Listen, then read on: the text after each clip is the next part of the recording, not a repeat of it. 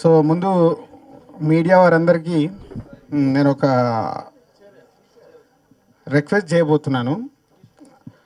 So మీ అందరికీ Telugu cinema ఇండస్ట్రీలో ఎప్పుడు ఏం జరుగుతుందనేది మాతో పాటు మీ అందరికీ తెలుస్తూ ఉంటుంది. ప్రతి ఒక్క అనౌన్స్మెంట్ కానీ, ఒక రిలీజ్ డేట్లు కానీ. నిన్న ఒక సినిమా ఫ్రీ రిలీజ్ ఈవెంట్లో ఒకటి వాళ్ళు తొందరపడి స్టేట్మెంట్ ఇచ్చారో ఏంటో నాకు తెలియదు. బట్ తెలుగు సినిమాలు సంక్రాంతికి ఈ 3 సినిమాలు 6 నెలల క్రితం అనౌన్స్మెంట్ అయ్యాయి. మీ మీడియా వాళ్ళందరికీ తెలుసు. అది ఎన్టీఆర్ బయోపిక్ కానీ, వినయ్ విజయరామ కానీ, ఈ మా F2 కానీ 6 నెలల క్రితం అనౌన్స్ అయిన సినిమాలకి, తెలుగు సినిమాలకి, అన్ని 3 పెద్ద సినిమాలకి, ఈ సినిమాలకే థియేటర్లు ఎలా సెట్ చేసుకోవాలని ప్రొడ్యూసర్స్ కానీ, ఈ సినిమా డిస్ట్రిబ్యూటర్లు కానీ చాలా స్ట్రగుల్స్ పడుతున్నాం. అలాంటి టైంలో ఒక 15 డేస్ బ్యాకో 1 మంత్ బ్యాకో ఆ సినిమా వాళ్ళు కొనుకొచ్చుకొని అనౌన్స్ చేసే సంక్రాంతి రిలీజ్ అని అనౌన్స్ చేశారు. 3 తెలుగు సినిమాలు ఉన్నప్పుడు పక్క రాష్ట్రం నుంచి ఒక సినిమాకి వచ్చే సినిమాకి థియేటర్లు ఎలా అడ్జస్ట్ అవుతాయి? పాయింట్ 1. పాయింట్ 2, ఆ ప్రొడ్యూసరే ఈ 4 మంత్స్లో 3 డబ్బింగ్ సినిమాలు రిలీజ్ చేశాడు.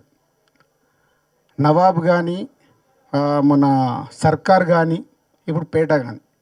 సర్కార్ సినిమాకు తెలుగు రాష్ట్రాల్లో ఎక్కడ ఎన్ని థియేటర్లు ఉండాలో, వాళ్ళకి ఎన్ని కావాలో అన్ని థియేటర్లు వేసుకున్నారు.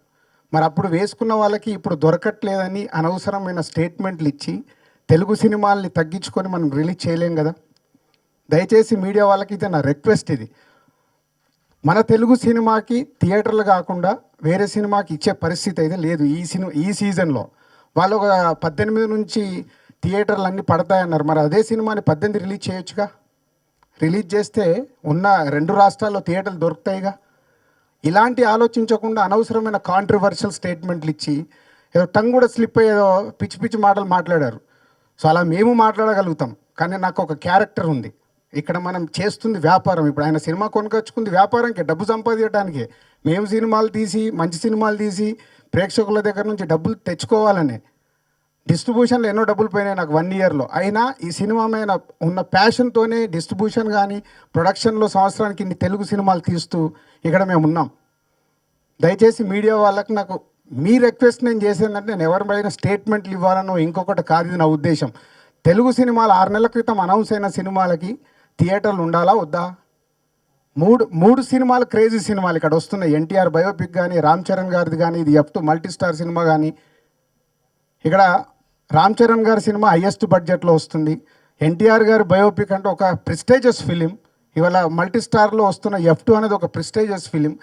వీటికే మేము థియేటర్లు అడ్జస్ట్ చేసుకోలేకపోయి కాంప్రమైజ్ అవుతూ ఆ సినిమాల్ని బట్టి, ఆ స్ట్రెంత్ని బట్టి థియేటర్లు అటు ఆంధ్రాలో కానీ, ఇటు తెలంగాణ కానీ థియేటర్స్ అడ్జస్ట్ చేస్తూ అండర్స్టాండింగ్లోనే వెళ్తున్నాయి. కానీ ఒక స్టేట్మెంట్లు ఇచ్చేస్తున్నారు. దయచేసి మీరు అర్థం చేసుకొని మీడియా సపోర్ట్ కావాలి. ఇది రైటా రాంగా మీరే డెసిషన్ తీసుకొని మీరే సపోర్ట్ చేయండి.